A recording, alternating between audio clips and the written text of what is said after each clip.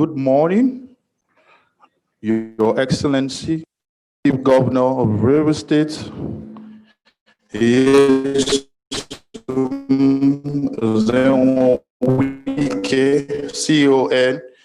DSS, RS, Mr. Infrastructure Projects himself. You're welcome, sir.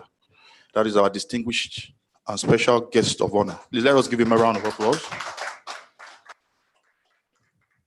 We want to start by apologizing for the slight delay, but we'll try and make progress because we are very much aware that we have very eminent personalities here who have very busy schedules. Also, by way of protocol, permit me also, my Lord, the President of the National Industrial Court, ably represented by Honorable Justice Funke Anuwe. We have Honorable Attorneys Generals present here. Particularly, we have the Honorable Attorney General of Kogi State here, Ibrahim Mohamed Essien, and the Attorney General of Rivers State is also, I'm aware, is present. Learned Senior Advocates of Nigeria here present. Permit me because of time. Distinguished guests attending both physically and virtually. This year, we have about 1,500 participants online. I greet you, a very important constituency. Unfortunately, this is the new normal, and we can't have our normal large crowd. So I greet you. We have millions of Nigerians watching us live on AIT and NTA.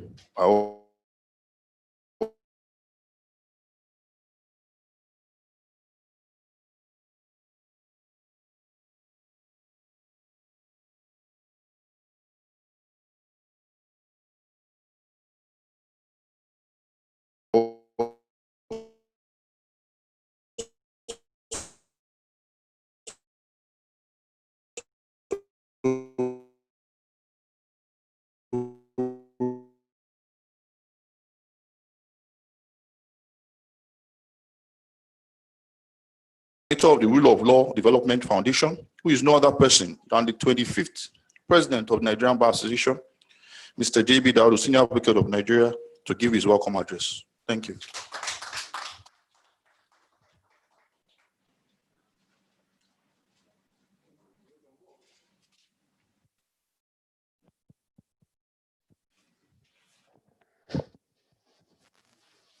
Your Excellency, distinguished Governor of Rivers State,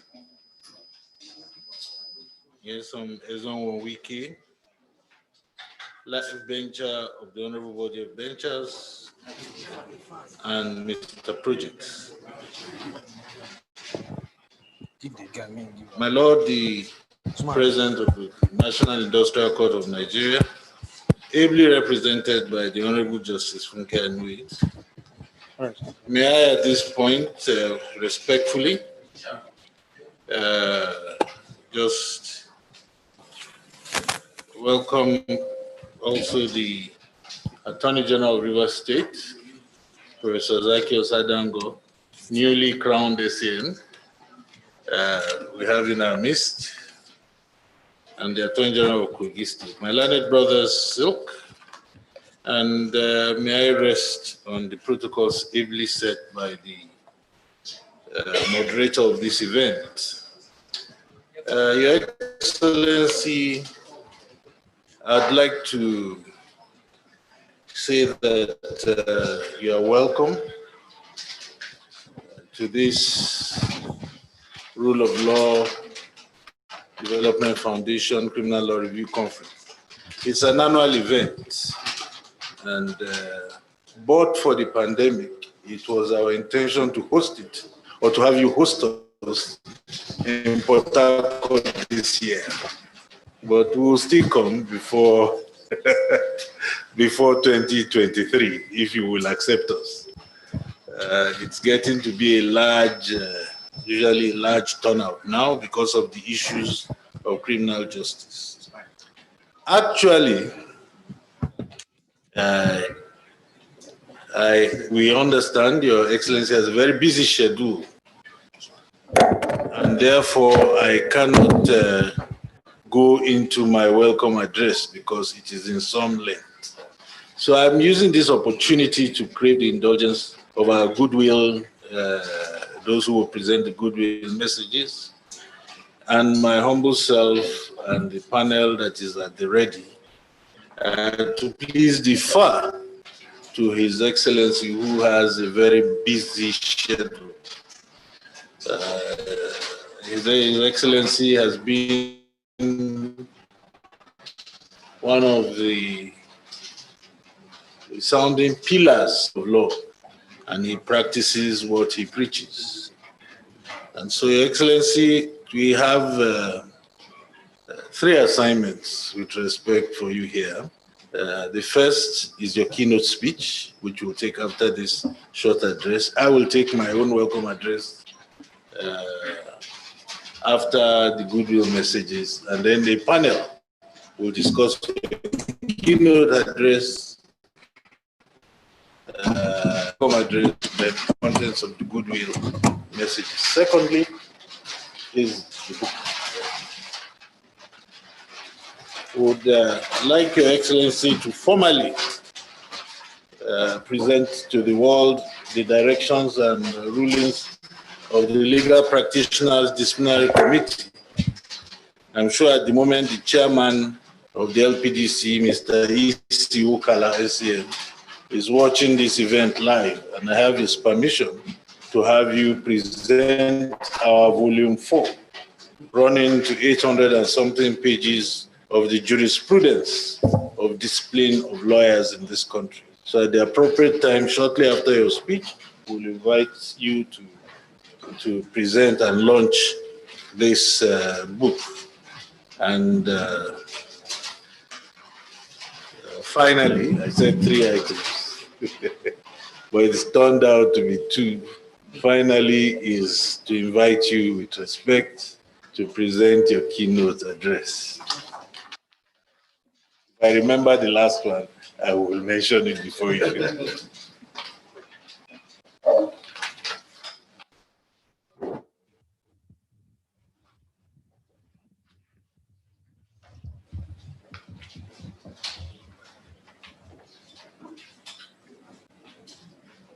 Since there's a social distancing, so I'm permitted to remove it. Yes, sir. So we're not very close. About the president of the Industrial Court,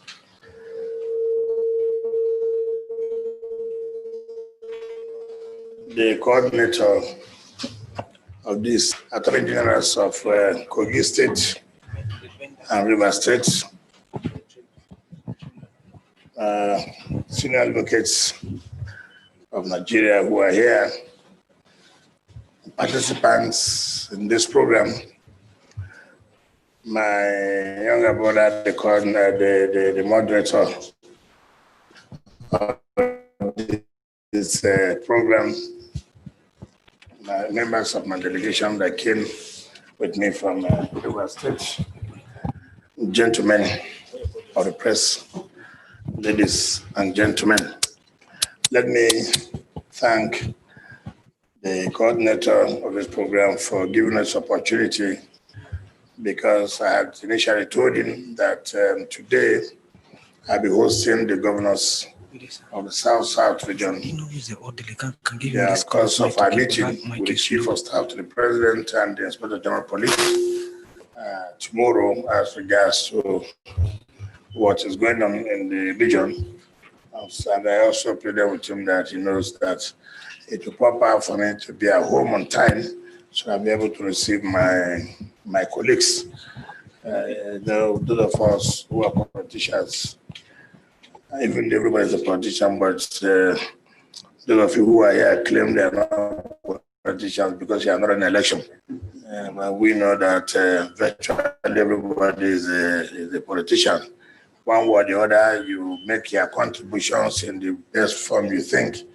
But the problem we have in this country that is the only way you are running an election or you are given a political appointment that you are not a politician. I've told my leader, the coordinator of this program, that he is very much a politician than me, in a very quiet way.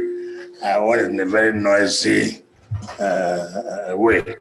But let me thank you for this opportunity to come and present the keynote address and deferring. So be it so I will be able to go home and receive my colleagues. I was quite on time, and I called the coordinator that, look, I've been here.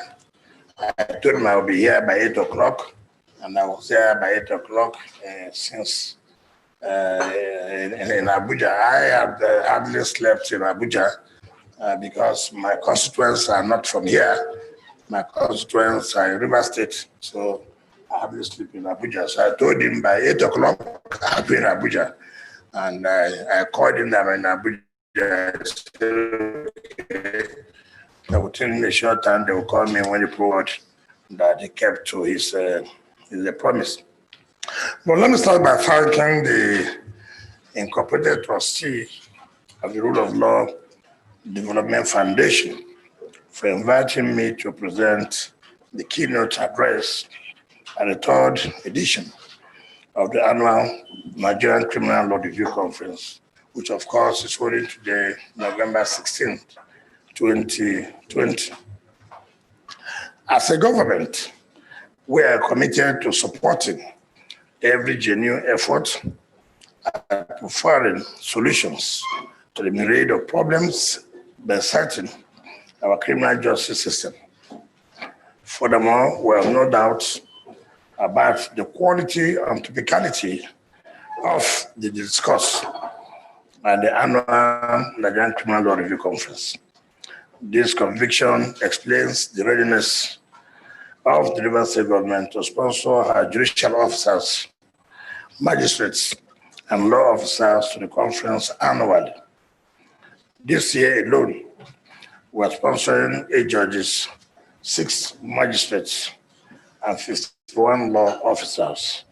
So the annual conference, of course, because none of them will be able.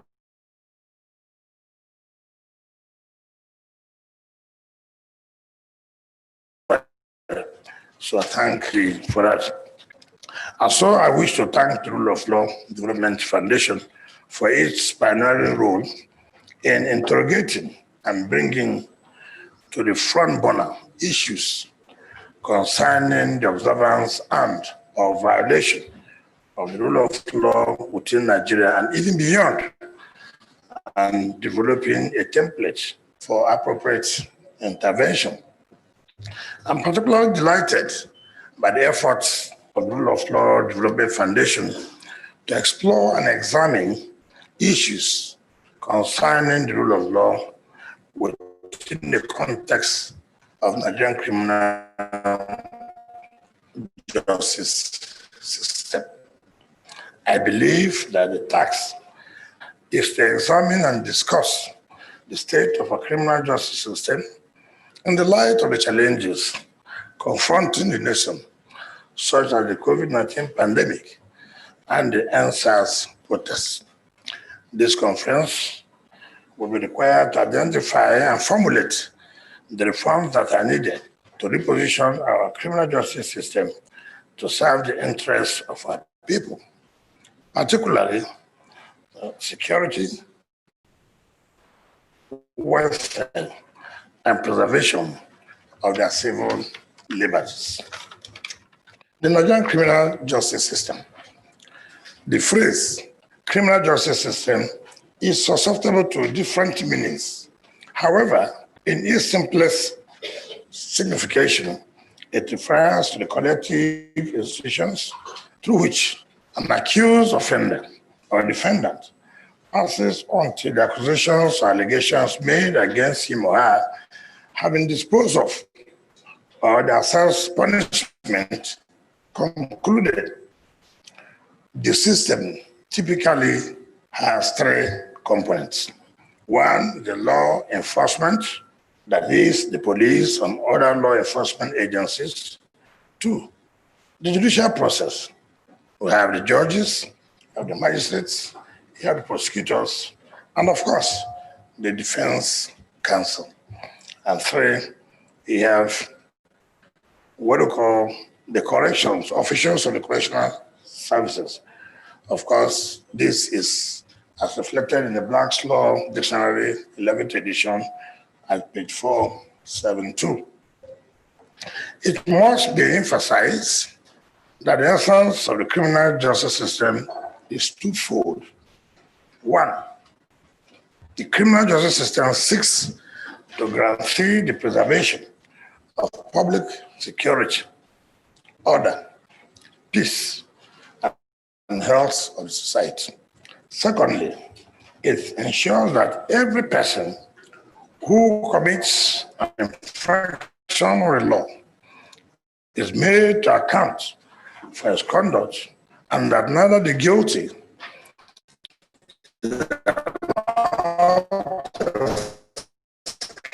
punishment nor the innocent punishment system of any country, including Nigeria, will depend on the efficiency, capacity, and effectiveness of the institution on which the system itself is erected.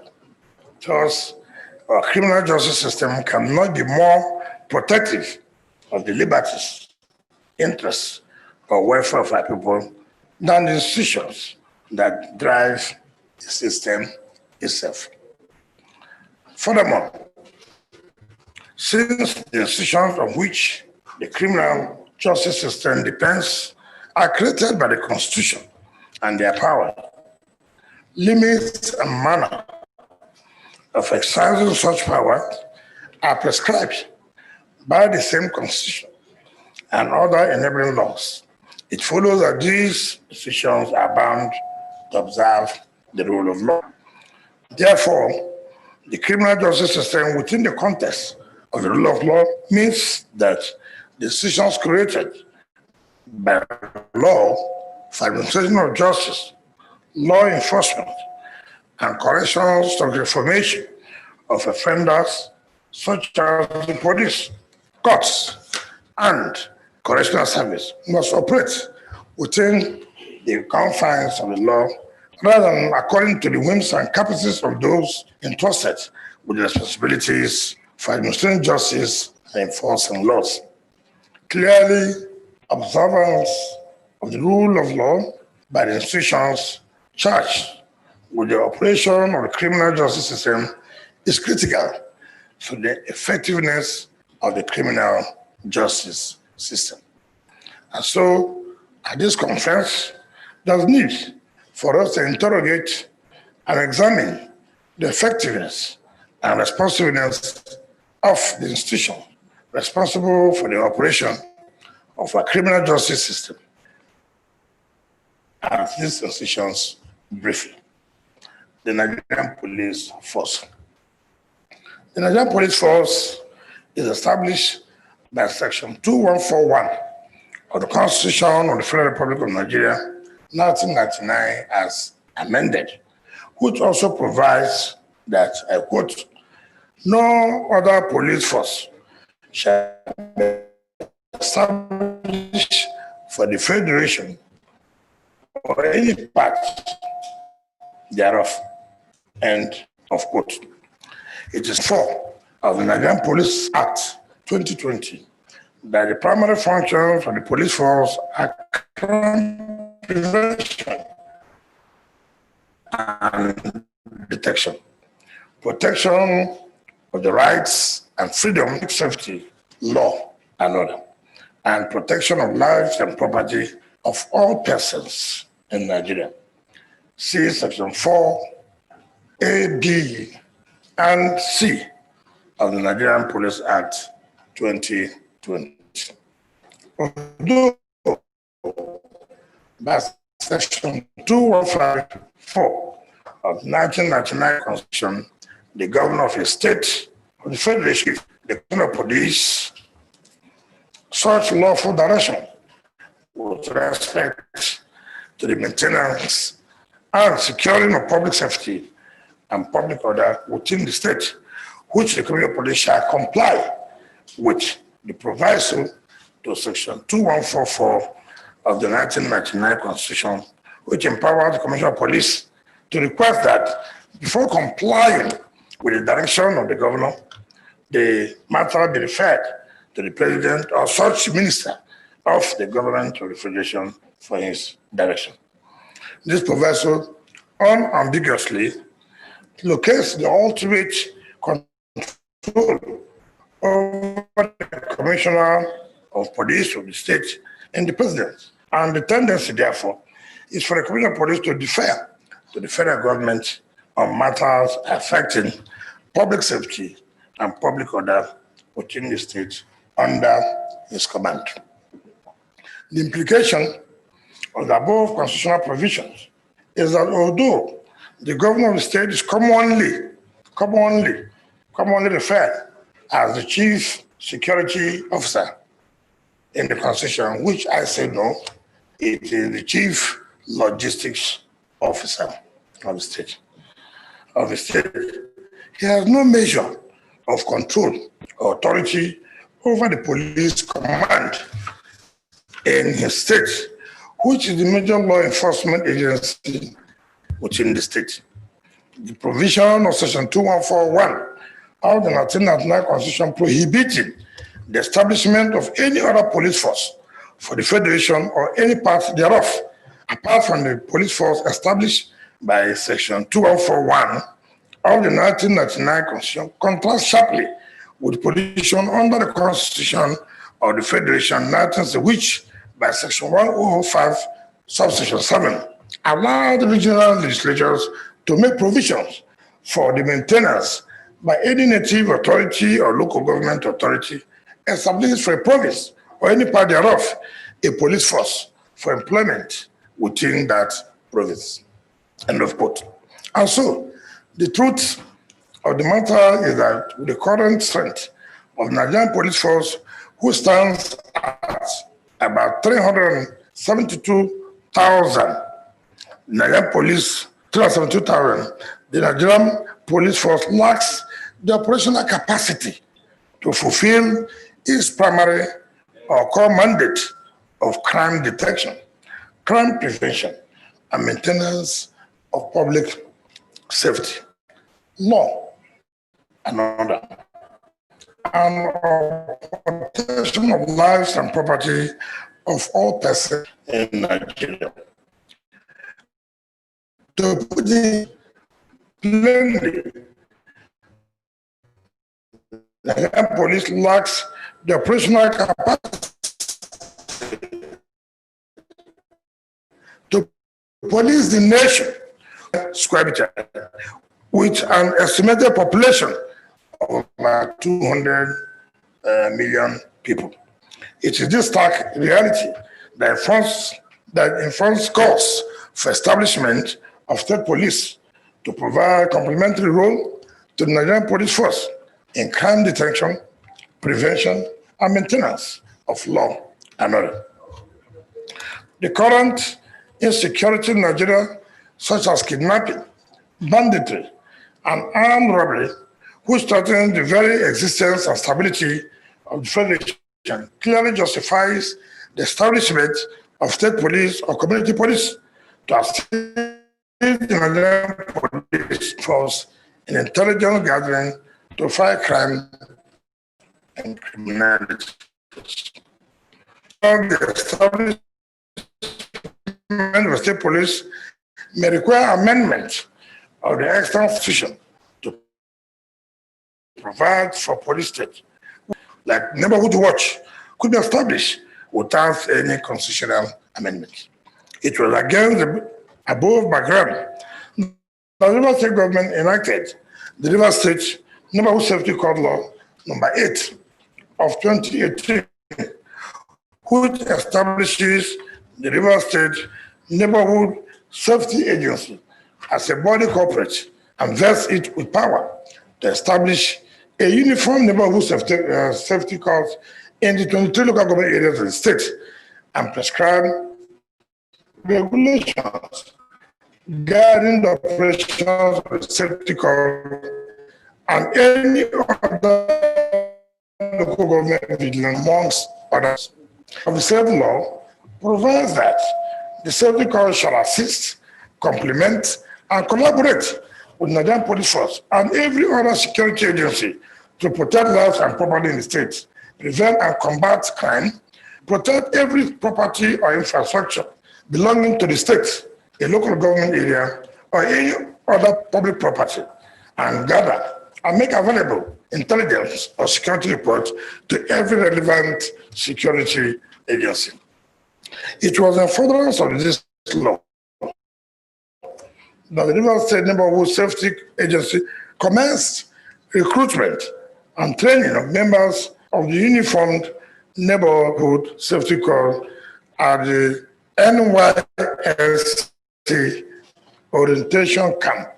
I want to emphasize NYSC orientation camp, which if it was in a private arrangement where the state government tried to create and then train people. But in this case, it was National Orientation Camp of the NYSC, which was agreed by the security agencies in the state, be it Army, Police, Department of State Security Services, Air Force, the Civil Defense, all of them were members of the State Security Council. And we went further to say, look, all those who must be members or recruited must, the police, the SSS must be members of the recruitment in order to profile those that are recruiting, and that they must be responsible for the training of these individuals. So it is not as if, the state on its own try to recruit people and then send to police for them to know. They're all members of State Security Council that agreed for this to be done and that they were going to train them. And of course, we couldn't use any other place better than the National Orientation Agency of the NYSC. Now, it is important to note that as part of this, that the unfortunate thing that happened, that the training exercise was violently disrupted. Violently, the word underlined, violently disrupted by the Nigerian Army, which claimed that the recruitment exercise was illegal and unconstitutional. This was an agency of government, Army, member of State Security Council that took part of the decision and agreed that this should be done, and subsequently gave us approval for the training of these people.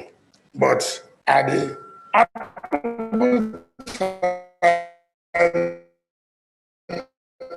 the same Army agreed that members of the Security Council were also the same people who went and violently disrupted individuals.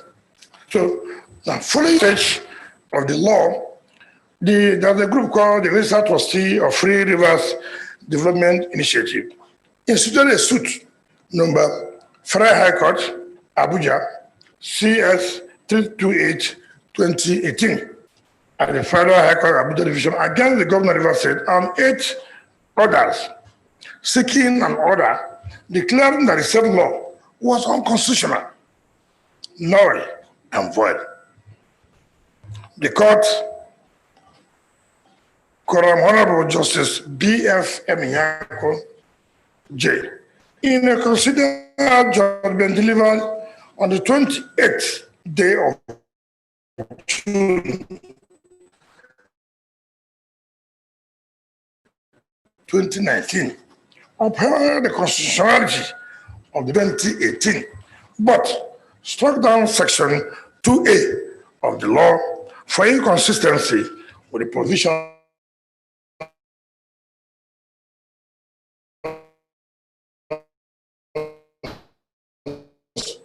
of null and void, but only struck down Section 2A of that law for being inconsistent with the provisions of 1999 Constitution as amended. An appeal, of course, has been filed by the Rivers State government against that part of the judgment, striking down Section 2A of the law, which is, of course, pending before the Court of Appeal of the Division. Following the disruption of the recruitment and training exercise organized by the Rivers State Neighborhood Safety Agency by Nigerian Army, the Rivers State Neighborhood Safety Agency instituted suit number Federal High Court, Port Harcourt, 157/2018. The agency sought for a number of declaratory, injunctive, and monetary reliefs against the defendants. Same Federal High Court Support Division, Honorable Justice H.I.O. Oshoma J. Honorable Justice H.I.O. Oshoma. On 30th September 2019, the court again upheld of Rivers State Neighborhood Safety Code Law by 8th of 2018, but struck down the same Section 2A of the state law,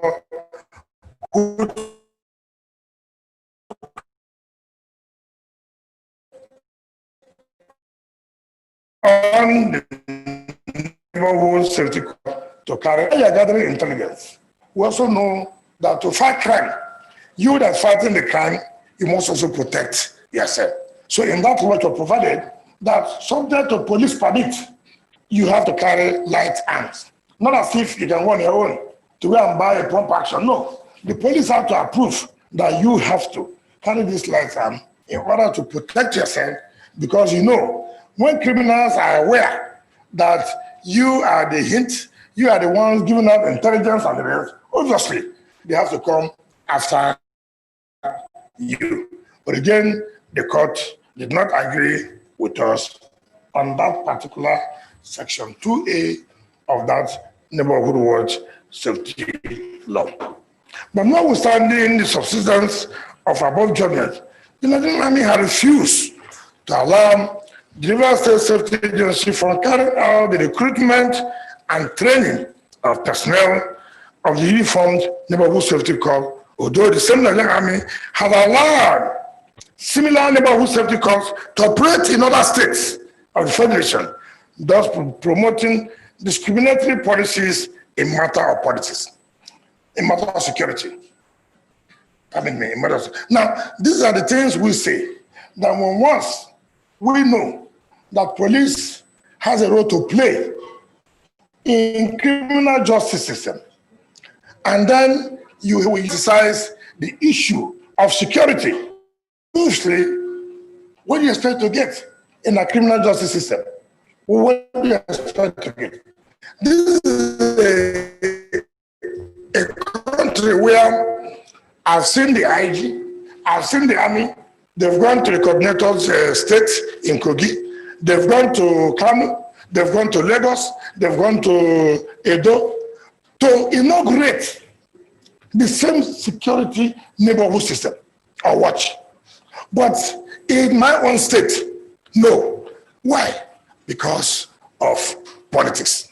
And so politics also affects part of the problem we are seeing today in this country about insecurity is as a result of politicizing the issue of security. I give you an example. In 2015, 2016, when, of course, we were unfortunate to have high level of kidnapping, when we reported to Mr. President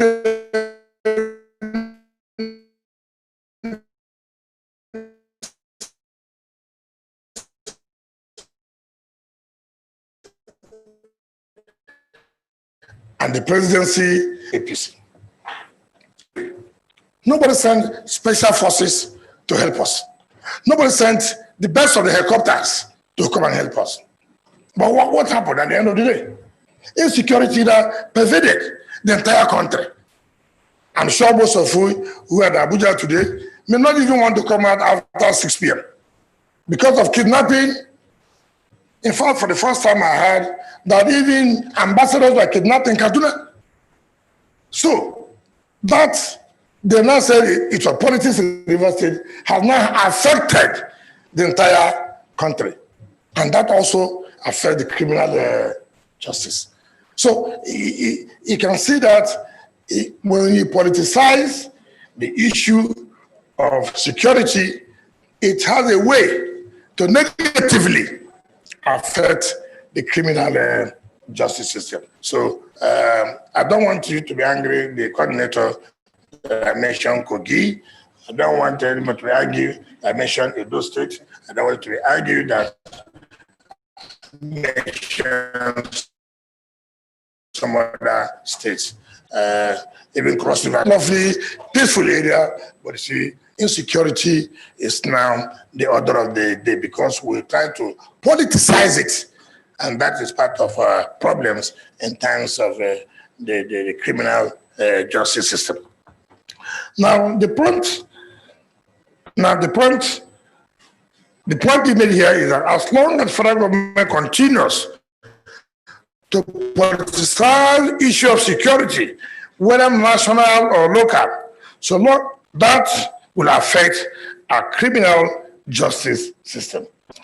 The suzerain power exercisable by the federal government over matters of security is made manifest by the irregular postings of commissioners of police to River State Police Command. I don't think there's any state in this country that had witnessed what we have witnessed as a government. A government in a year had 5, 7 CPs. Now, does that not affect the security architecture of the state? If it affects it, it does affect the criminal justice system. Now, take for example, we are talking about the correctional service, which has also been affected by politics. What happens? Somebody who is being alleged or accused of committing an offense that had to take the life of a human being, they will direct the correctional service to make sure that the person is not produced in court. And then they will tell you, oh, you know, because what do you call it today? The Black Maria is not there. The battery we discovered this morning, and they tried to start the Black Maria. The battery was weak, and this and that. That is the system we have. That is the system we operate. And then you go to the court. You are the court is waiting. The counsel for the accused is waiting. In this case, not the counsel for the accused, but the prosecutor is waiting. What happens? A message will come. We're sorry, the Black Maria, one of the tires, just got busted this morning.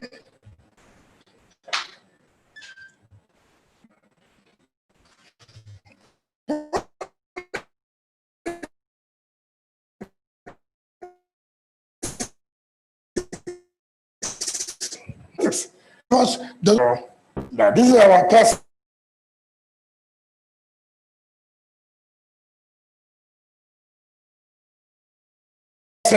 Is one of those we trust, is what I want to do, to go to cross river. But if on River State, no Black Maria will spoil, the Black Maria will be functional, their conditions will be working, and the person will produce. That is the kind of criminal justice system we have over this country is concerned. And we think this is a fundamental flaw in our justice system. So we believe that as the coordinator is here, The problem I have, and which I've always had, is that luckily he's the coordinator. Luckily he's the coordinator of this.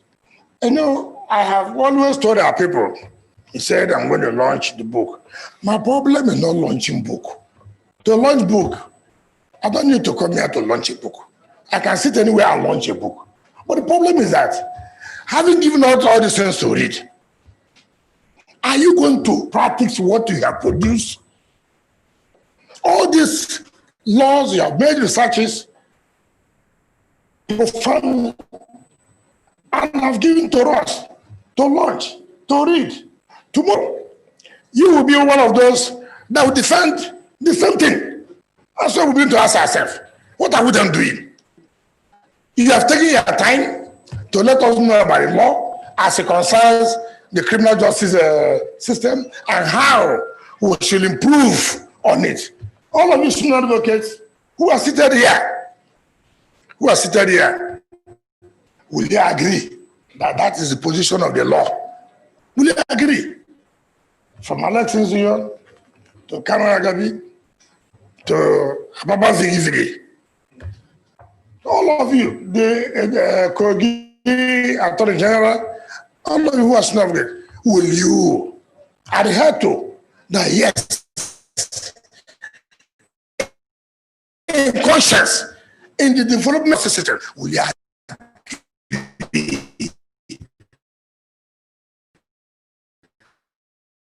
that this is what is supposed to be done?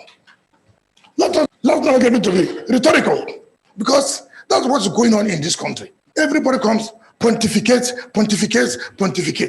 but nobody wants to actualize that pontification. Let this be what should be, and let us practice it. So, yes, it's a live program. Yes, you are helping me. Yes, I'm talking. Nigerians are seeing me talking. So, what is it? How will you help Nigeria?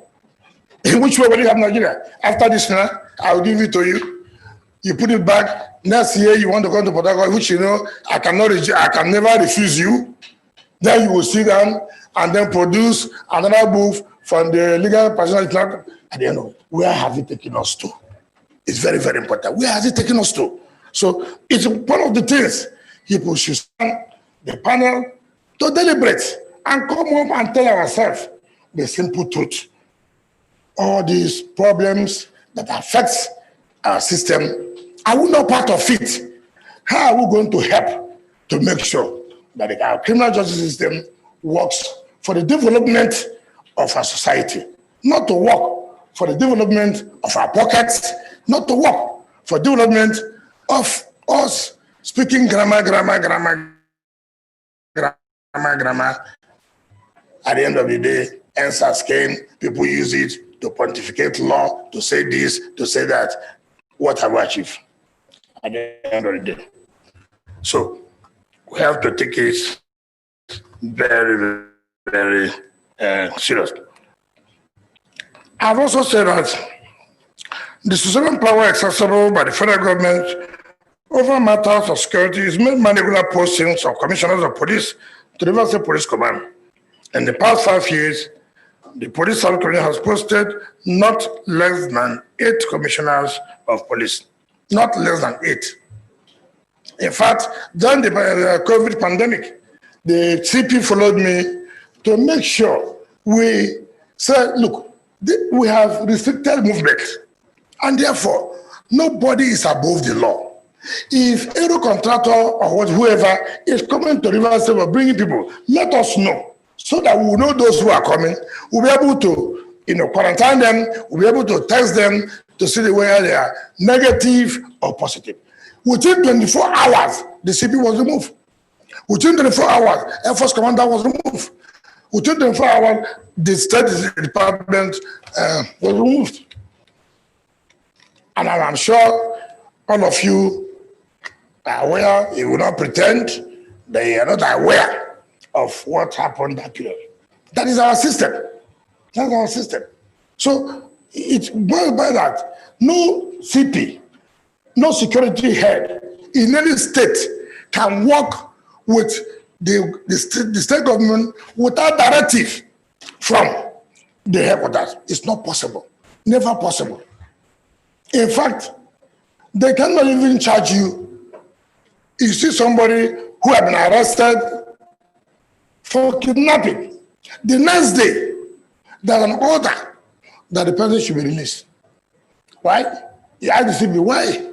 He said, well, sir, it's not everything I will talk. Sir, help me. You know, the way our system works, I think you have to go and see the IGP and talk it over with. I said, what do I talk with IGP?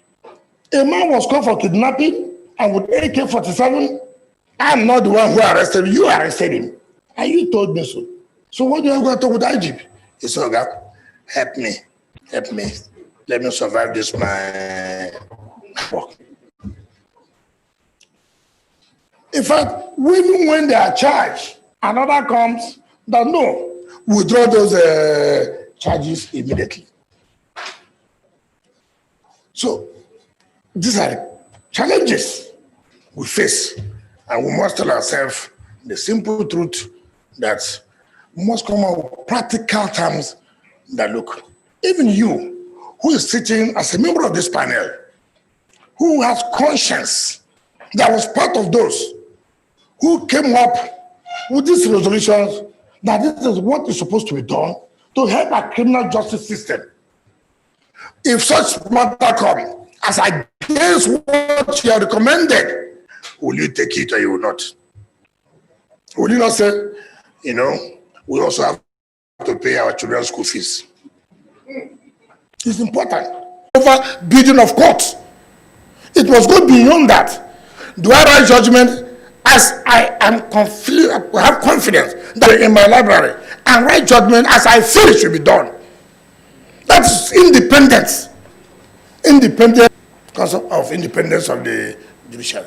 If you cannot give judgment according to your conscience, as the SS will come and tell you, my lord, you know, government have been monitoring you.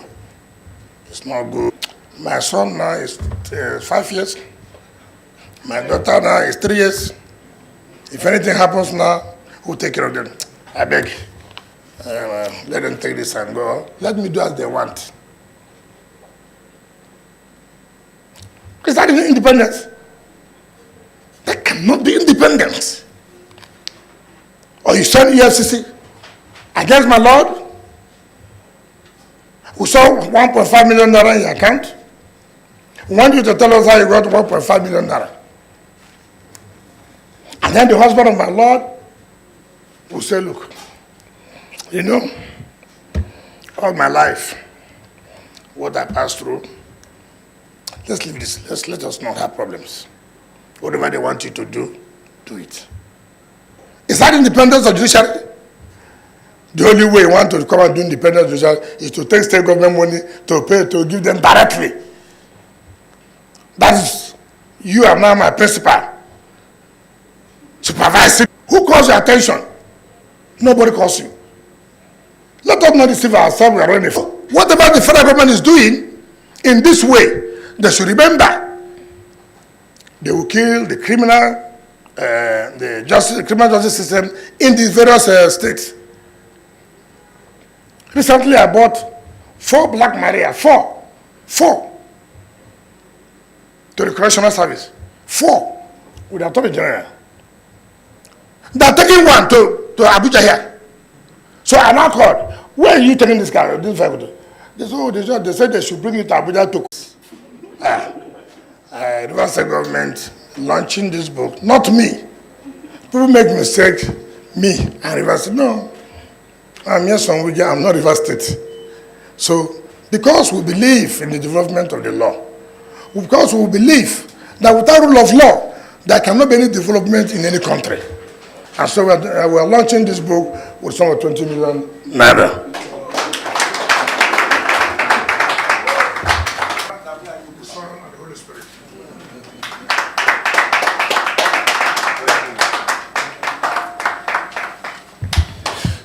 Thank you very much, Your Excellency.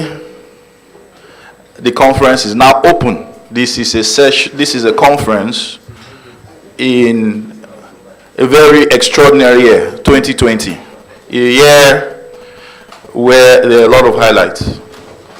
So His Excellency will be taking his leave. He had earlier informed us that he had a very tight schedule, and then we'll reconvene in a minute.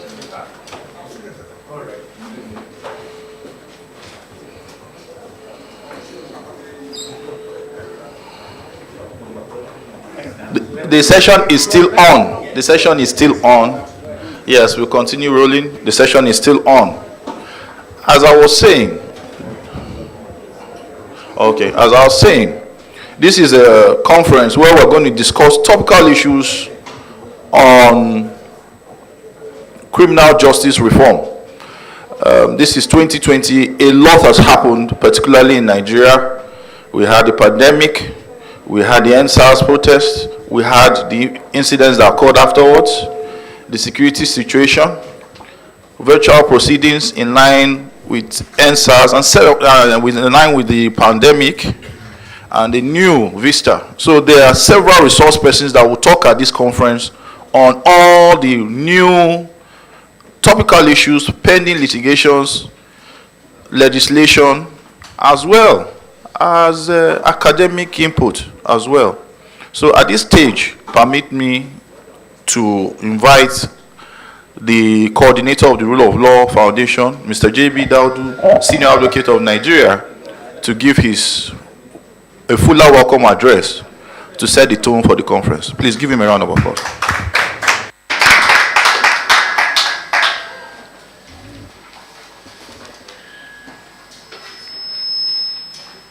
I thank you all for your patience. I also thank you for being here. Now, this is the welcome address in its fuller version. And I started by saying that Nigeria is a blossoming democracy. Although not quite a few persons of Lagos as a colony of the British Empire that make a nation a model of northern democracy are not in place. It is not the shape of the discourse, or it is not the desire of this discourse to examine why our democracy is stunted. No, that's not our goal. Suffice to say that any modern nation without an efficient and effective criminal justice system is embarking on a slow journey to anarchy and the status of a failed nation. Now, the annual Criminal Law Review Conference, organized by the Rule of Law Development Foundation, is in its third edition in this year, 2020. The essence of this gathering, is to review and acknowledge any developments in criminal law, criminal procedure, evidence, laws relating to forfeiture, confiscation, and other consequences flowing from the commission of a crime. We also intend to look at legislations, and the keynote speaker had touched on the new Police Act 2020 and judicial decisions relating to or arising from all shades of white-collar crimes, cyber crimes, corruption cases, heinous crimes such as arson, kidnapping, armed robbery, banditry, terrorism, trafficking in person, violence against vulnerable persons, i.e. women and children, etc. This conference will review bills passed and assented to by the President of the Federal Republic of Nigeria, especially the new legislations that impact extensively on the criminal justice system, such as the Correctional Service Act, the Companies and Allied Matters Act, suppression, maritime offences, probe, and inquire into on the judicial or jurisprudential pronouncements made by the superior courts of record in all areas of criminal law, particularly substantive criminal law, criminal procedure, evidence, and also white-collar crimes, post-conviction measures, confiscation and forfeiture. Now, I've also gone to consider the year 2020 and its unique impact on the Nigerian criminal justice system. And there are two unique events: the coronavirus pandemic and the hashtag EndSARS protests. Now, these two cataclysmic events are interlinked. Security for the safety and welfare of prisoners in this country and the citizenry. Two, the response of law enforcement to the EndSARS protests at Lekki, Lagos on about the 20th of October 2020, where it was alleged in court that a massacre took place, with all accusing fingers, dispersal of riots, containment of local crimes, and issues of special police units.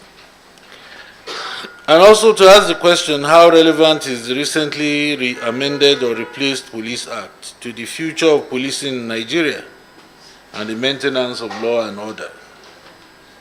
And 6, the resort to the coroner's law available in every state in answer to the said agitations.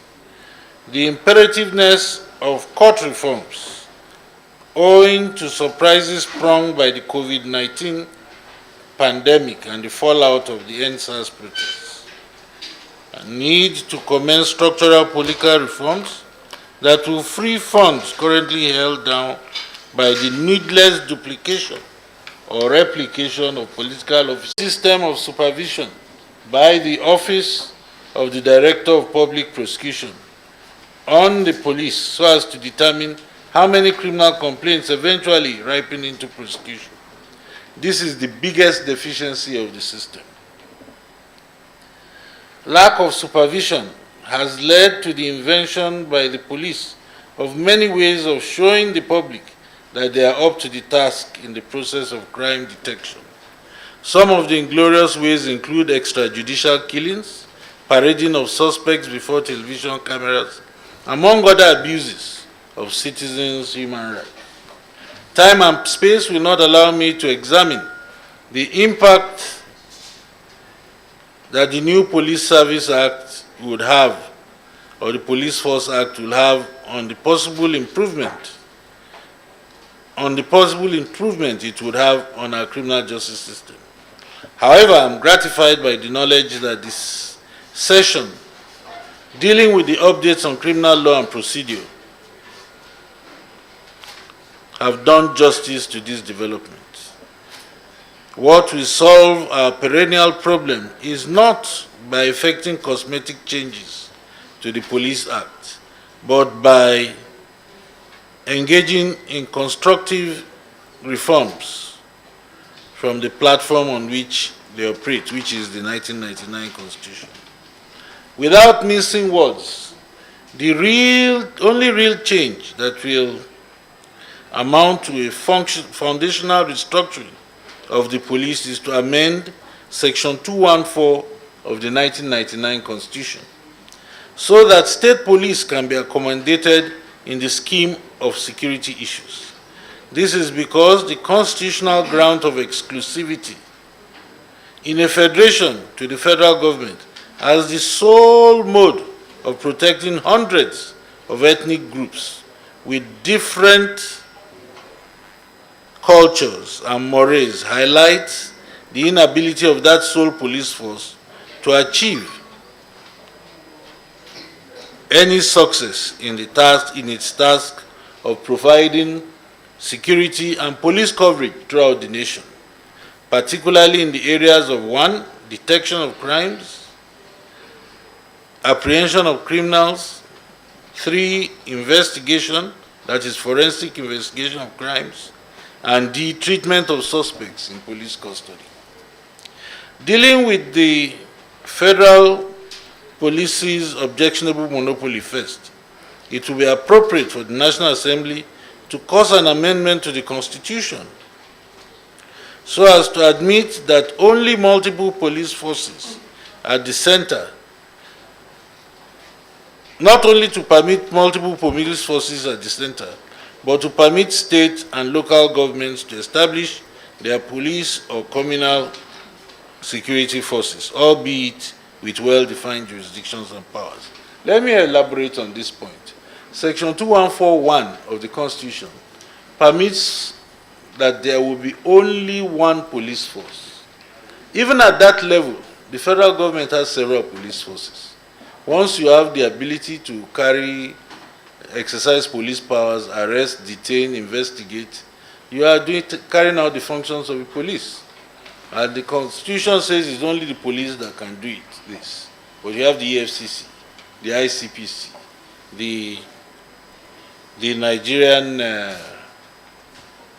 Army, the DSS, and every other paraphernalia.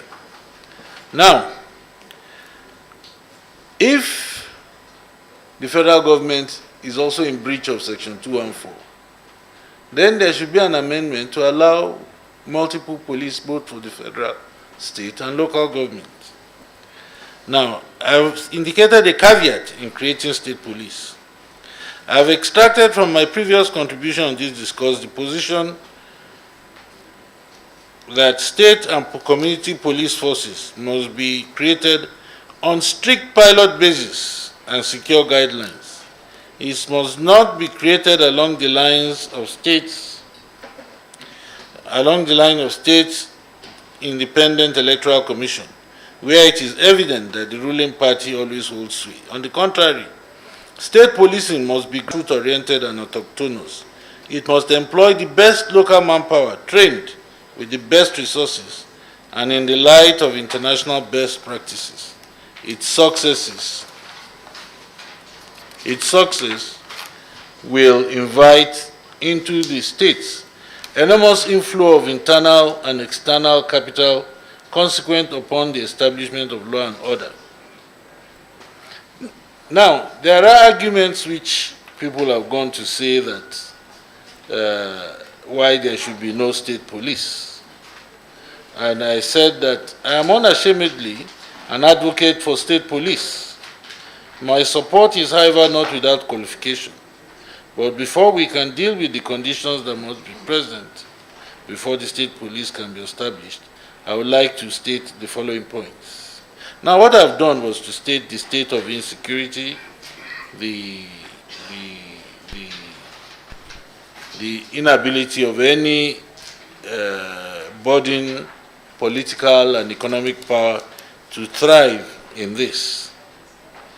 And I did now conclude on this point to say that, may I respectfully reiterate that Nigeria is not occupied by politicians alone. That is the reason given for not wanting police, state police, is that politicians will use it to achieve their own ends. The truth is that insufficient policing is affecting the economic well-being of every Nigerian. Yet, those who canvass for the exclusion of state police point out that the politicians will take it over. But the right to protect oneself is an all-important right in the circumstance. And so we are recommending to Mr. President the establishment of state or community police, with the caveat that models should be set up first and given standards to follow, and states that are ready should be able to adopt it. Now I have set out the mandatory conditions for the establishment of state police and what reorganizations should take place in the police system. One of the recommendations, and this might be will interest you to read it, is online, is that rather than in a country that produces thousands of graduates every, which I respectfully observe is in the best interest of Nigeria as a country. Consequently, the time is now to set aside our deep-rooted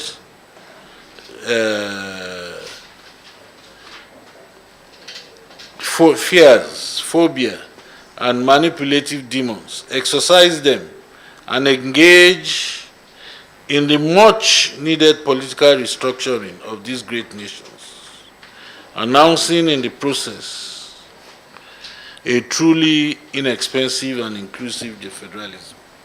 Thank you very much and welcome to the conference.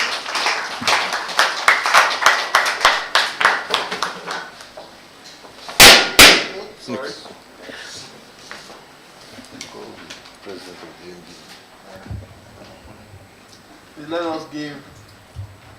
Please let us give the coordinator another round of applause.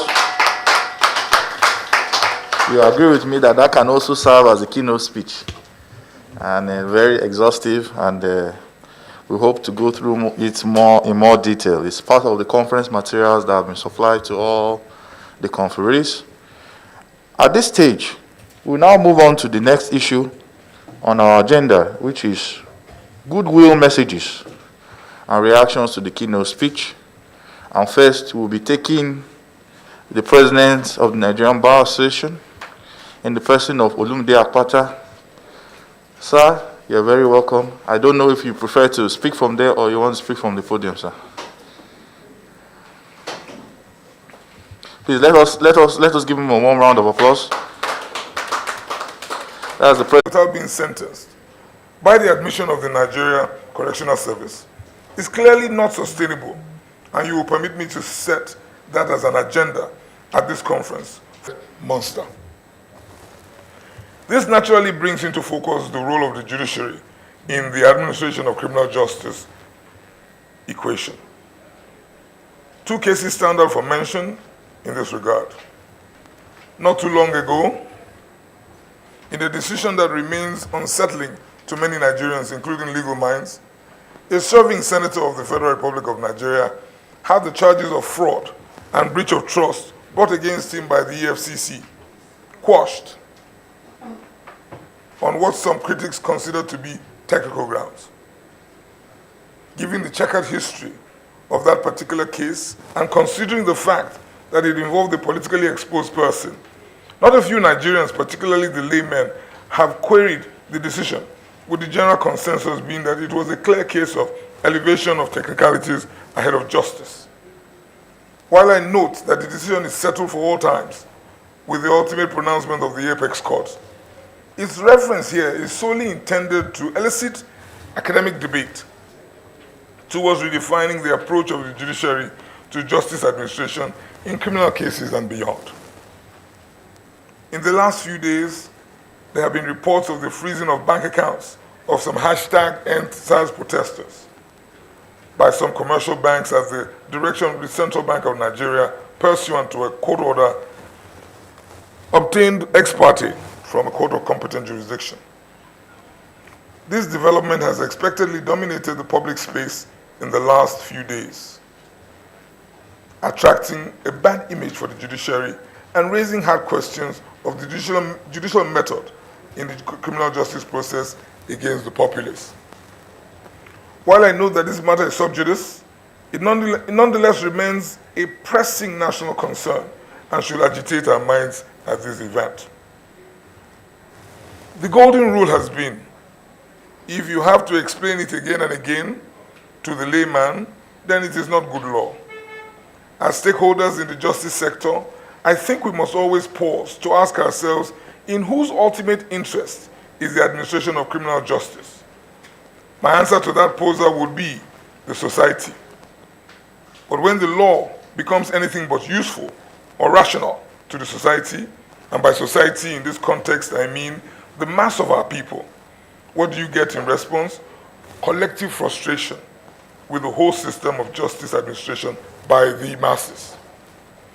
As I round up, let me inform us in advance that this is currently the nationalistic feeling or the pervading feeling in this nation towards the system of justice administration. As far as the layman out there is concerned, it has come with little or no goods, but has only favored the privileged elite. I think we saw some sort of expression of this with the way our temples of justice were desecrated in Lagos State and beyond by some of our citizens when it has pleased us, who it has pleased us to describe as hoodlums. If I am ending on a rather depressing note, Mr. Coordinator, it is because I reckon that we have a lot of work to do in getting the administration of criminal justice in this country where it ought to be. The good thing is that all of us, particularly the organizers of this event, are of this reckoning. Hence, they have brought us to this gathering.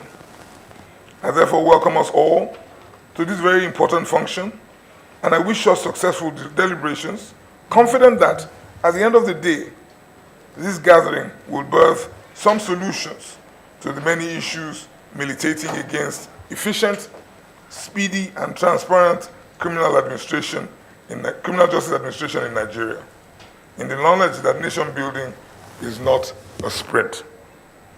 I thank you all for listening, and once again, I thank the coordinator of the foundation for deeming me worthy to be here today to address you all.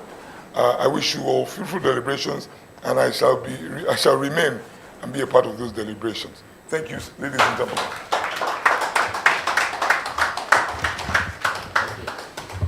As the 30th president of the Nigerian Bar Association, let us give him another round of applause.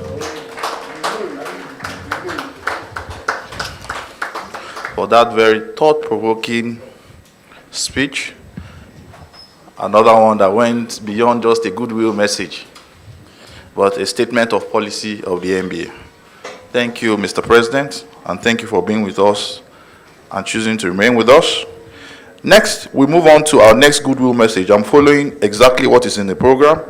We have the representative of the Honorable President of the National Industrial Court of Nigeria in the person of Professor Kanyib, who is represented by Honorable Justice Funke Anue. She's here with us. My Lord, I don't know if you will speak from there, because I think it's easier that way.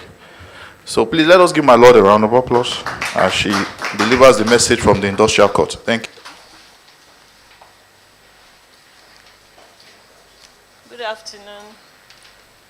Learned senior advocates here present, representatives of the government of Kogi State, our state, the Learned Silk Ibrahim himself, all the Learned Silks present, I greet you all. I greet my big brother, JB. Even though I'm here in a different capacity, I ought to have been part of the planning of this event. Thanks for having us. I bring greetings from the President of the National Industrial Court, who ought to have been here in person, but he is unavoidably absent due to other official engagements and indeed court sittings. And he has asked me to present his goodwill message to the House and to say that he is part of this House and this course, and it pleases him to identify with the Rule of Law Development Foundation. Here is the goodwill message. I'm delighted to be here today to felicitate with the Rule of Law Development Foundation on the occasion of its third annual Criminal Law Review Conference 2020. There is no gainsaying that this year has been most unique in view of the rampaging COVID-19 pandemic, which bedeviled humanity since the beginning of the year. Even though the virus is still here with us, we, however, thank God Almighty for keeping us thus far. One of the major areas seriously affected by this pandemic is the justice sector, and this is predicated on the fact that the lockdown inhibited access to justice, especially for the indigent in our communities. Nevertheless, all the actors in the justice sector have ensured access to justice, and justice delivery is not completely inhibited despite the pandemic. This, in my opinion, is highly commendable. With respect to the lecture of today, it is my candid view that the theme for this year's conference, seeking for updates and developments within the last 12 months on the administration of criminal justice in Nigeria, is most apt if one is to take into consideration the events of the past 12 months, particularly the after effect of COVID-19 pandemic and the hashtag #EndSARS protests. It is important to state that one of the biggest additions to our criminal justice system is the introduction of the Administration of Criminal Justice Act, which was signed into law in 2015 in a bid to revolutionize the administration of criminal justice in Nigeria. The purpose of the act is to ensure that the system of administration of criminal justice in Nigeria promotes efficient management of criminal justice institutions, speedy dispensation of justice, protection of society from crime, and protection of the rights and interests of the suspect, defendant, and victim. Well, 99% of the cases at the National Industrial Court are purely civil and labor-related disputes, which makes it difficult to delve deeply into the subject matter under discourse. Nevertheless, NICN has its criminal jurisdiction, which is limited to the extent of the provisions of Section 254C1, F3 and 5 of the Constitution of the Federal Republic of Nigeria as amended. One of the areas where the NICN criminal jurisdiction is most used is in the area of human trafficking, amongst others, as well as areas related to the procedures. The above provisions of the NICN Act of the Constitution clearly define the scope of the criminal jurisdiction of the NICN. We at the NICN are proud to say that we treat all matters brought before us, civil or criminal, expeditiously. Being a court of justice and equity, our rules are quite flexible, a feature which makes it possible to achieve this. The court has also leveraged on the advantages provided by technology for the effective administration of justice. All through the period of the pandemic, our court sittings were mostly done virtually, and we achieved quite a number of quite a number of turnouts. Quite a number of we concluded a lot of matters even during that pandemic period, irrespective of the lockdown. At this point, let me comment briefly on the innovative provisions of the Administration of Criminal Justice Act, which I honestly do not have to delve deeply into because I believe that the invited speakers will further elucidate on them in the course of this conference.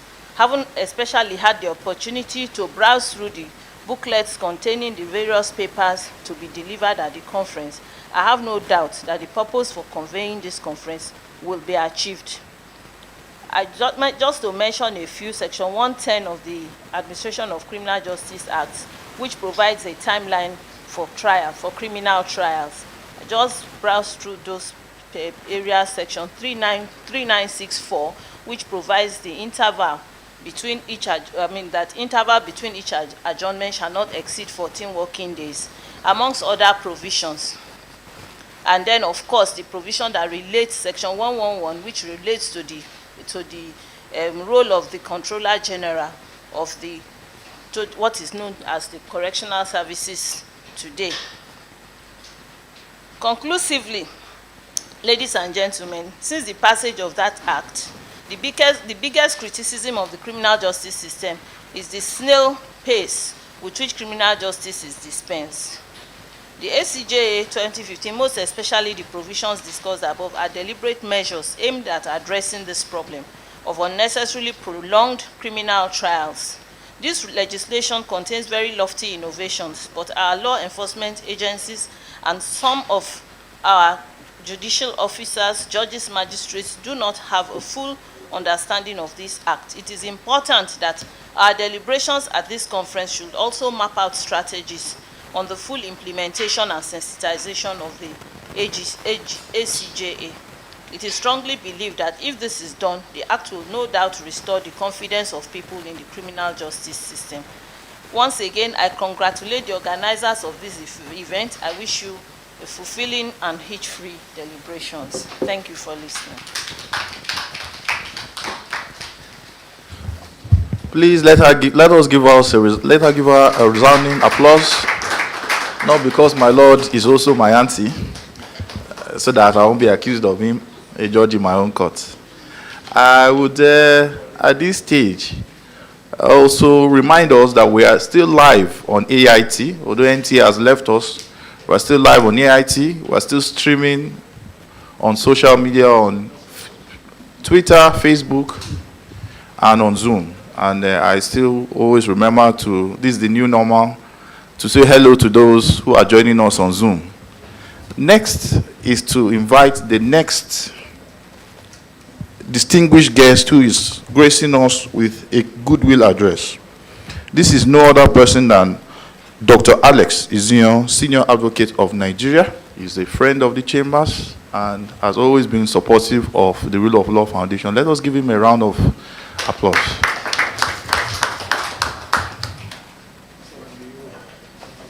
Dennis, you can sit, you can speak. I don't know if you want to speak from here or...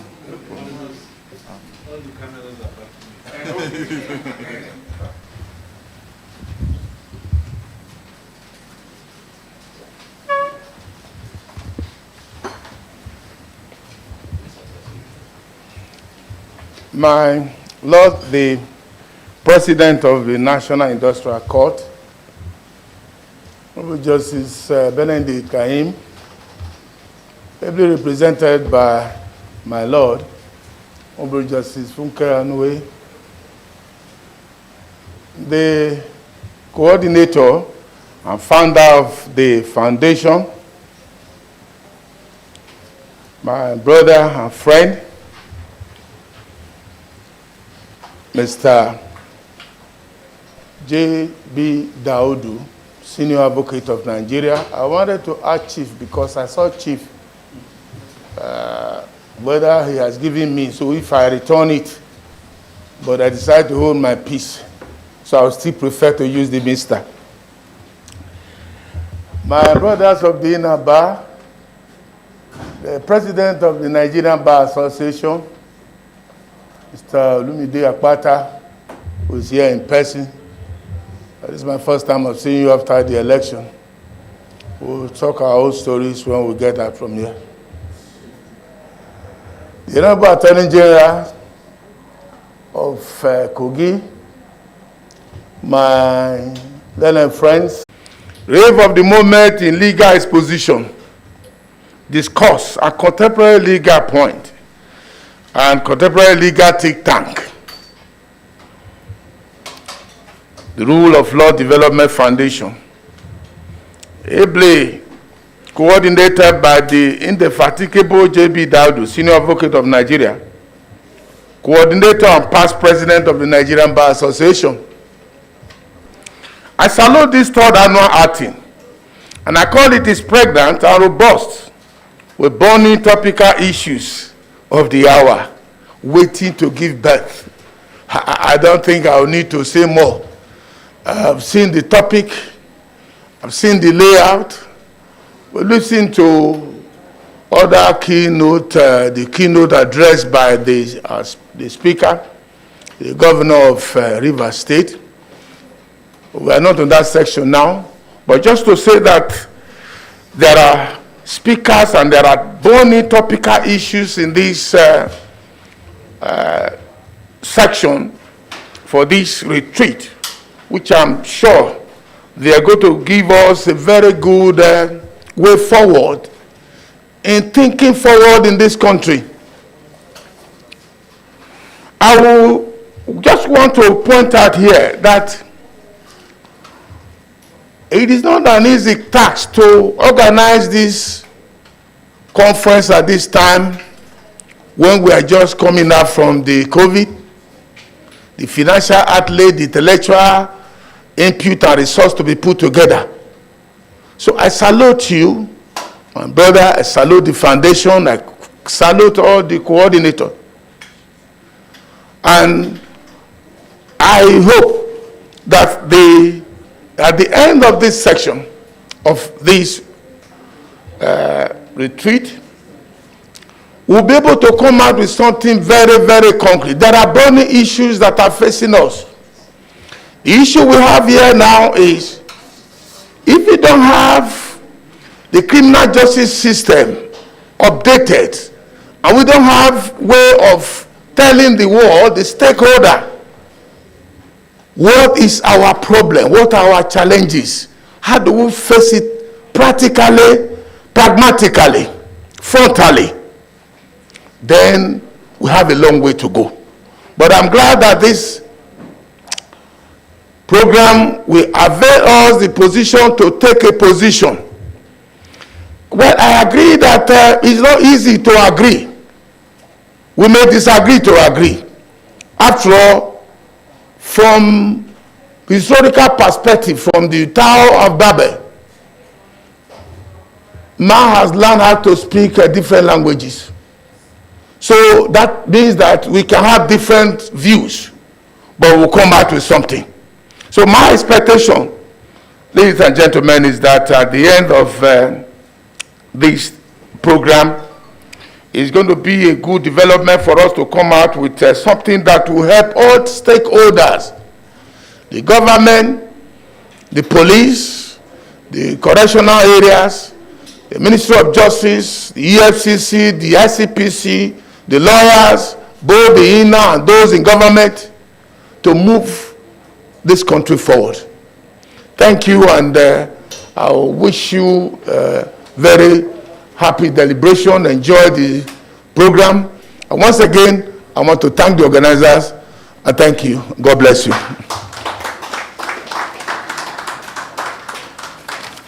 Thank you very much, Leonard Silk.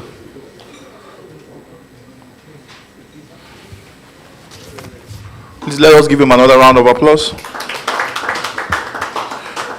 Our final goodwill message is coming from no other person than from my state's Attorney General, a leader of the bar, and no other person than Ibrahim Mohammed, Senior Advocate of Nigeria, who is the Honorable Attorney General of Kogi State.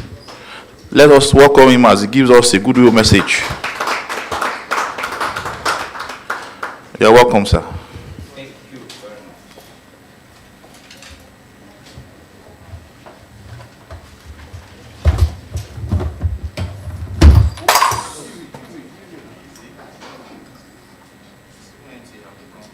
much.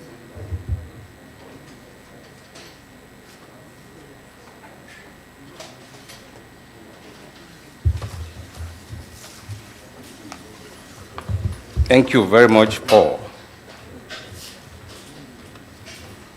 The coordinator of the Rule of Law Development Foundation, our leader, J.B. Daudu, SL.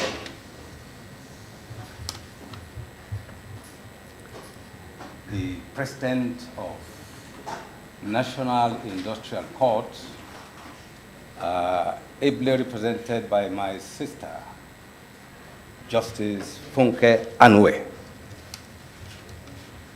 the president of the Nigerian Bar Association, our able Apata, my learned brother Sir, here present, distinguished legal practitioners that have graced this occasion, ladies and gentlemen, it gives me a great pleasure and honor to be part of this year's conference, which is the third in the series. I am aware that this foundation has done so much when it comes to administration of criminal justice in this country, and is still doing more. And this year's conference is also part of that.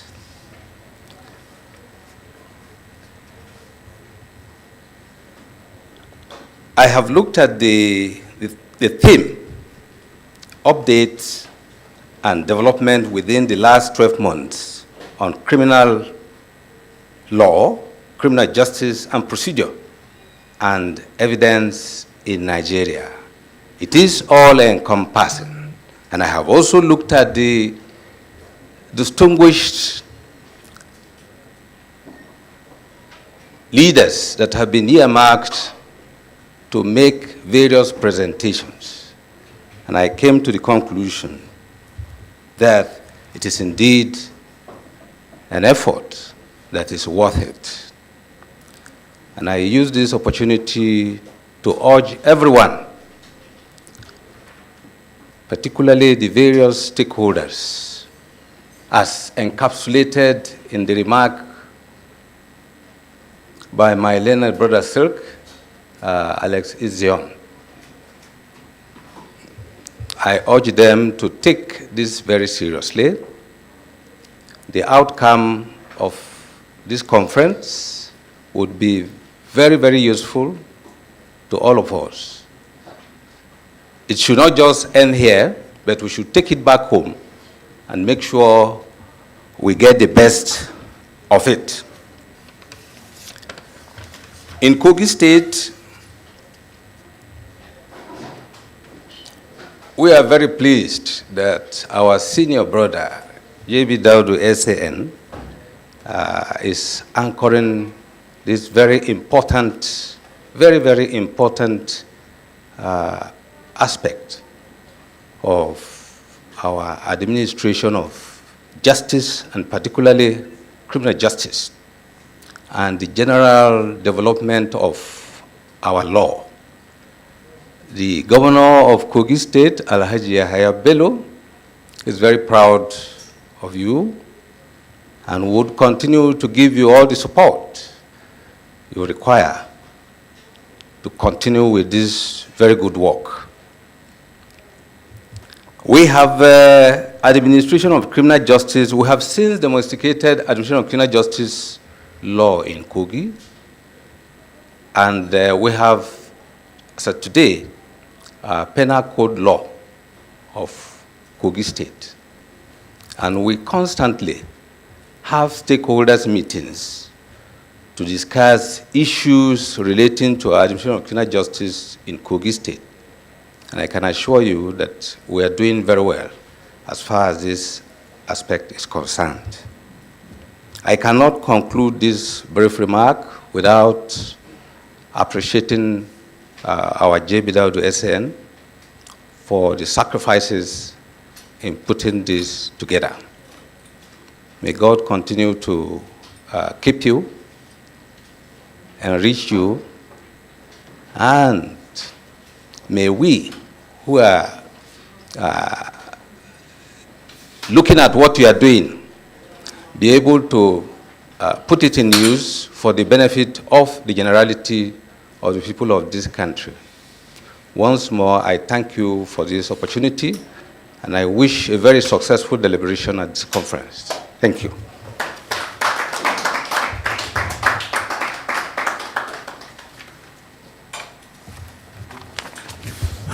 Thank you very much, Honorable Attorney General, for those warm words from the government of Kogi State. We're very grateful that we have support from back home to continue. And we're looking to round up this entire session for today in the next 30 to 45 minutes. The next item on our program is discussions and review of the keynote speech. And I'll be throwing the floor open for interactions. I'm not sure if we'll be able to also, we'll take interactions first from our eminent members and distinguished senior advocates of Nigeria here present. I've been asked by the coordinator to call first a very important legal mind. He cannot be in this kind of gathering. I will not hear from him. In the person of Kano Agabi, Senior Advocate of Nigeria, it is not possible. And it will be very important at this stage to call him to hear his reactions on what has been said today. Thank you very much, sir. Ms. Lenesik, you can speak from there.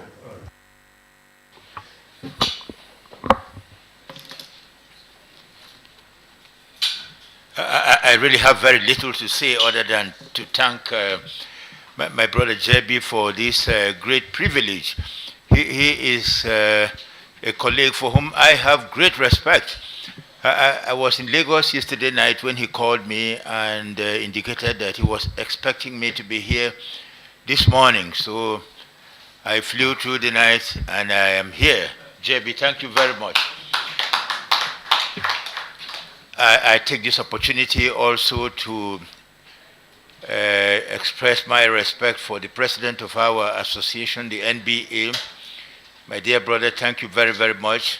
May God bless you in this office and guide you successfully through it. My brother Lex and other colleagues, may God bless you. Thank you very, very much. I want to comment very briefly on what has been described as judicial commissions of inquiry. Over the years, we go on making references to judicial commissions of inquiry. It seems to me that under our law, there is no power in the executive to set up any body and call it judicial. The executive cannot set up a judicial commission of inquiry. I think this misconception arises from the old Commissions of Inquiry Act left behind by the British at independence. But over the years, through the operations of Section 315 of the Constitution, the present Constitution describes it as Section 315.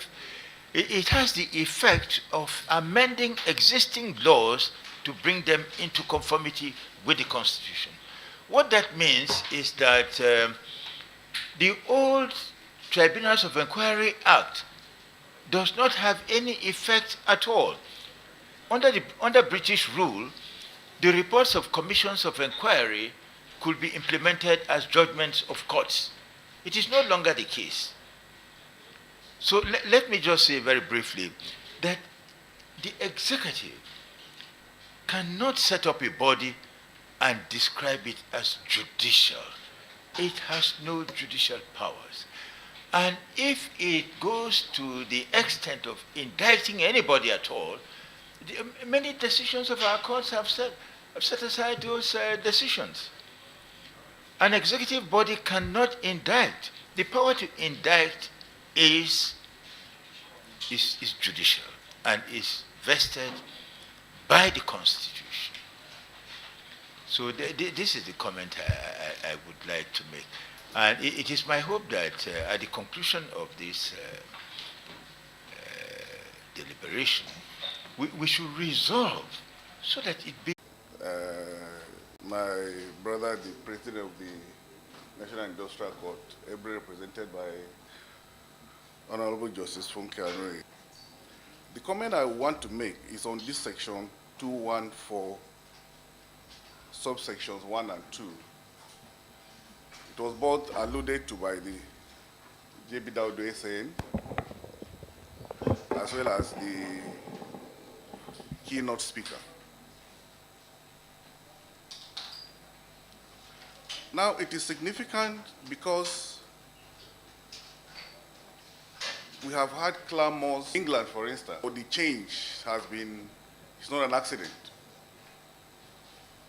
It's deliberate, in the sense that in most cases, police commissioners will be sent to achieve a particular purpose by the person that sends them. And it is to have a firm grip of the state in terms of security. And as long as this provision remains the way it is, we will not have any serious control of security by the states. Now, it has been suggested that at least the qualifications, which I've dealt with in my paper, qualifications for appointment of police recruitment, is damn so low that you can't achieve anything with the kind of people recruited to the police force. In fact, we've seen situations where people are even borrow certificates of others to join the police force.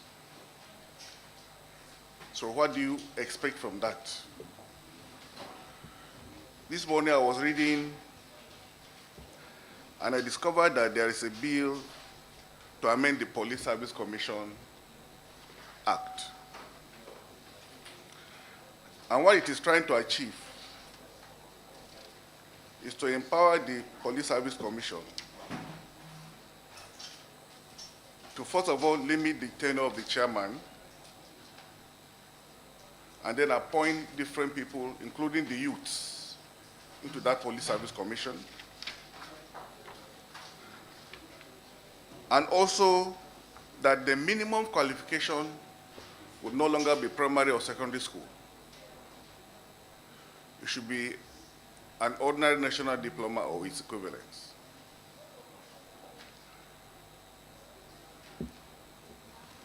I feel that that may not achieve the desired result.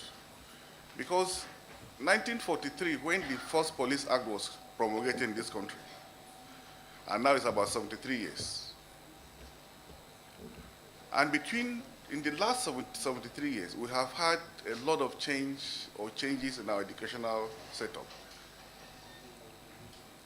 We have graduates that are basically unemployed. They were trained with our own resources, and yet we are unable to give them jobs. And my thinking is that it is better for these graduates to be recruited into the Nigerian police force, because a more educated mind will be better in policing than somebody who is basically an illiterate. In fact, in my presentation, I have done some research in which it was even said that in the US, about 40% of the police are graduates. And that you have no problem, in fact, little or no problems about complaints against police when it involves those people. That majority of the complaints emanate from people with lower qualifications. So the meaning of that is that if we are able to replicate that here, bearing in mind the army of educated people we have who are roaming the streets and who are more than willing to join the force, we'll have something better than what we have presently. And that is exactly why we have so much problems in the police force, brutality, and all kinds of things. And that is what led to this NSAS. Unless the right people are brought into the force, we'll continue to have these problems without end. So that is the contribution I'll make now until my time comes to present my paper. Thank you very much.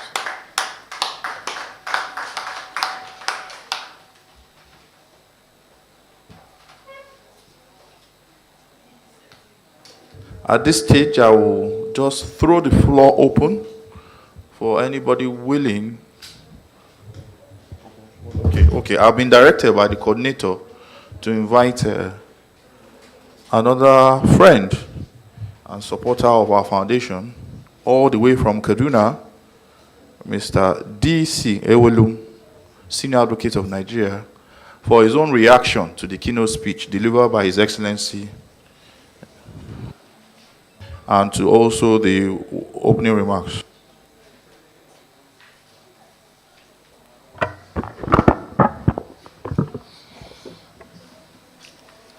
My Lord, the friends, the coordinator and founder of Rule of Law Foundation, our uncle, is that the state institutions must follow the provisions of the law in their enforcement of the law.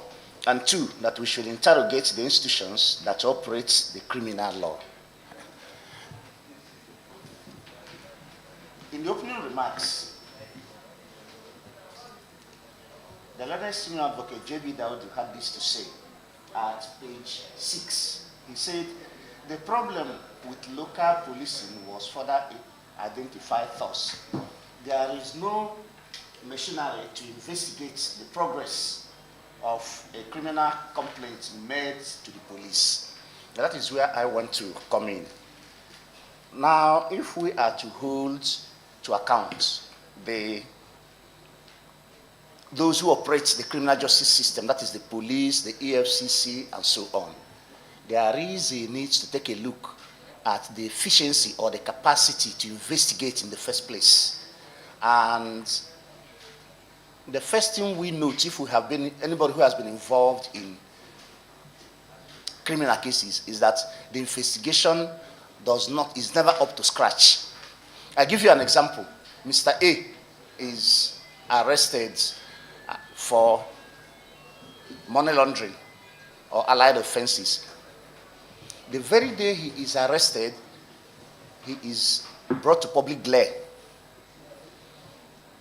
On one or two occasions, I saw suspects, including the immediate past governor of Kaduna State, who was holding something like this, and they wrote, I'm being charged, I'm being suspected with the offenses of, and they listed it, while still in their custody wearing shorts. Now, thereafter, nothing has been heard of that case till today. But back to the courtroom, because that is where I'm more interested in. Back to the courtroom, a charge is filed. On the first day, the accused is to be arraigned. All the press will be there. Both the print and the electronic media will be there. It is given the widest publicity. The charges are read. The accused pleads most invariably not guilty. The case is adjourned ultimately for hearing. That same day, the prosecutor discovers that there are certain aspects of the charges that should be amended. So he asks for an adjournment to amend the charges. He brings new charges, puts in the first witness. The witness is cross-examined. It is discovered that there are certain aspects, again, that have not been properly investigated as a result of cross-examination. It is adjourned. It goes on and on and on like this, principally because the investigating agencies do not yet have the full capacity to investigate properly. But to outsiders, members of the public, when a case goes on like that, the blame is on the judges. And secondly, the lawyers. These days, it is said that if you have a criminal case like that, you just engage an SAN. I don't think that is the truth. SAN does not play magic. SAN plays by the rule. The only thing is that he reads the law properly, knows what should be proved. And I'm one of those who have the view that law today is science. If you take up any criminal offense, there are what are called elements of the offense. If you don't make your facts fit into those elements, it is difficult for you to get conviction. And these elements are the facts that will go scientifically to show that the suspect has committed the offense. That aspect has not been fully developed in Nigeria, and there is need for the states to look closely at the investigative machinery we have in the country today to make it simpler. When we begin to do that, I believe the criminal justice system will be a bit improved. Perhaps that inadequacy, that incapacity to properly investigate a case leads to this torture to extract confession. And in most cases where there is quote and unquote confessional statement, the prosecution is too eager to conclude his case without even going to take a second look at the confessional statement sought to be tendered. So that is only contribution I want to make for now. I want to, first of all, thank my Oga, my leader, and our mentor from the Kaduna Bar to at least meet people who will not ordinarily be meeting every day, like our elder here, Sakano Agabi. We are more than grateful. Thank you all. Thank you, Leonard Silk, for your contribution. It's just to sound that my chairman of Buhari branch is here, and you will not be happy to hear. So I'm still a member of Buhari branch. We have a contribution from Dr. Alex Izion, Senior Advocate of Nigeria, a short one on the keynote speech from His Excellency the Governor of Rivers State. Leonard Silk. Thank you, Mayor. Stand on the existing protocol to save time. Just a few things. I was really reserving my time for this. That was why I didn't dwell on the goodwill, because the speaker mentioned my name, mentioned my state, but he's not here now. The first one is this issue of the state police. Section 215 of the Constitution, particularly 2 and 3, where directives have to come from the presidency, and the quest for state police and local government police. I want us to be very careful. I know we are passing through a very serious, perennial time, and we must be careful, even as lawyers. It has become so important that we are almost carried away with fake news from the social media. Most times we don't investigate to find out, is this true? Even as lawyers, we are carried away without looking at it empirically. Even asking ourselves questions, is it possible could have happened? We're just carried away, and because of that, we follow the bandwagon. I think that is important, because at the end of the day, we are talking about criminal justice system. Those people who are contravened, who are carried over because of this fake news, what happens? And then the final point is on the panel of inquiry, which the keynote speaker mentioned about, the one in Rivers and the other states, and the issue of politics, politicization of criminal justice. I think the body have to look at that and come out with a blueprint. But I want to support what my senior brother Agabi had mentioned. You are talking about panel of inquiry. My own dimension there is this. So we are looking at, they come with petitions. Each state, what is the product? Where is it going to end? Are you going to bring out the white paper? Because by law, there has to be a white paper.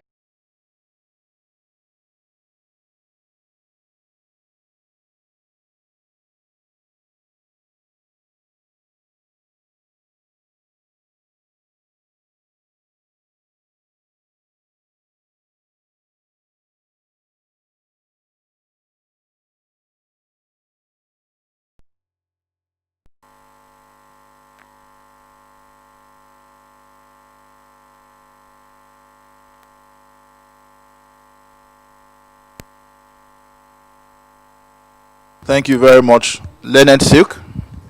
I've also been directed to invite another friend of the foundation, in the person of Muyiwa Atoibi, Senior Advocate of Nigeria. Let us give him a round of applause. I know you have a session you are chairing, and I'm happy. I know you're a very busy man. So, Leonard Silk, you're very welcome, and just your reaction to what has been said in the keynote speech. Thank you. Thank you very much. The President of the National Industrial Court, ably represented by my Lord here present, and please permit me all to stand on the existing protocol. But of course, I'd like to say thank you also to, well, his senior brother to some, but his father to some of us, our father, J.B. Daudu, Senior Advocate of Nigeria. thank you so much for the opportunity. A lot has been said, and for me, I also thank the organizers of this event for ensuring that people home and abroad can be listening to this, particularly the younger generation. And you know, history in Nigeria is not what we hold on to anymore or teach. But because of events like this, younger ones can also learn and know what has happened in the past. And also, of course, how to forge ahead when it comes to their time. When this panel of inquiries started, the only portions I was hearing from the older folks were about Oputa panel. So, well, it means in Nigeria there's nothing new about setting up panels. But now brings me to my real point. As part of our deliberation, we should emphasize the need for the chief legal officers of states to properly advise their chief executive officers on the positions of the law. And this stems from what my learned brother Silk, Dr. Izion, mentioned as regards the legality of the commissions that has been set up. And you know, I tell people that, well, thank God our own constitution is already codified. There's something we call the concurrent legislative list, the exclusive legislative list, and the residual legislative list. And of course, everybody has their powers stated in it. But you know, of course, opinions are opinions until it's brought before the court and properly determined. And you know, when we do not advise properly as to whether you even have the powers whatsoever, then anybody can stand up from anywhere and say, this is what they want to do. And so, maybe some of the emphasis should also be on the chief legal officer or chief law officers of states to be aware. Or of course, sometimes, well, they say best lawyers are not lawyers that know all the laws. You have lawyers around that can advise you and tell you if this is practicable. And I like the fact that the governor mentioned that he was hesitant or reluctant in setting it up, of course, but for politics, he would not have. And so probably might have been properly advised as regards whatever form or shade that you call your own commission of inquiry. And that's really my position in respect of it. Also, as regards Nigerian police, sometimes I tell people that, well, police is trying. In my place, they say